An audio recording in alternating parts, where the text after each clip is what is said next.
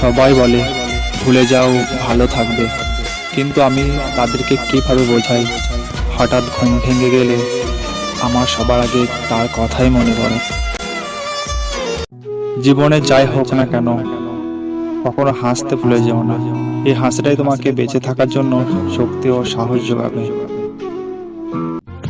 ভালোবাসা সত্যিই কি অদ্ভুত, তাই না? পৃথিবীতে শত কোটি মানুষ থাকা সত্ত্বেও মনটা একজনের কথা ভেবেই কাঁদে। সব কিছুর একটা শেষ আছে, তা সে রাগ হোক, অভিমান হোক, অবহেলা হোক, ঘৃণা হোক, মনোমালিন্য হোক, আর কোনো মিথ্যা সম্পর্ক হোক।